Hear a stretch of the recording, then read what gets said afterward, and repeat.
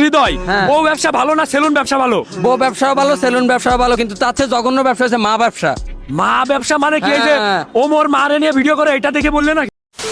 মা ব্যবসায়ী, মা ব্যবসায়ী, মা ব্যবসায়ী, মা ব্যবসায়ী, যেদিকে যাই সেদিকে শুনি শুধু মা ব্যবসায়ী।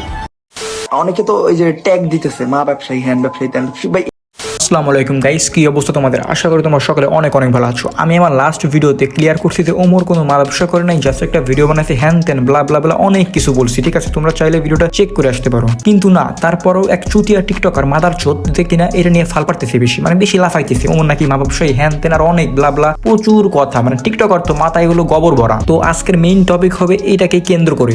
এই সময় কম, শুরু করো।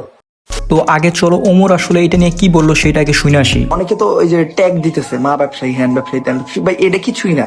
2 দিন পরে দেখবেন কি তাদের এই ট্যাগ থেকে মানুষ তাদের শুধু শুধু গালাগালি করতেছে। তাদেরকে গালি দিয়েন না ভাই, কেমনে গালি দিব না বলেন? এরকম চুতিয়ামি করলে কি হয়? পাবলিক প্লেসে এসে মানে সোশ্যাল মিডিয়াতে এসে এরকম চুতিয়ামি করলে কি হয়? আগে দেখো এই চুতিয়া কি করলো ভিডিওতে। মা ব্যবসায়ী, মা ব্যবসায়ী, মা ব্যবসায়ী, মা ব্যবসায়ী, যেদিকে যাই সেদিকে শুনি শুধু মা ব্যবসায়ী। তোমার কিছু বলার নাই। তুমিও ভিউর জন্য মানুষে যারে পারো তারে রুস্ট করছো, এখন তোমারে রুস্ট করতেছে, দেখো এবার কেমন লাগে। মা ব্যবসায়ীর নিয়ে আমিও কিছু বলছি।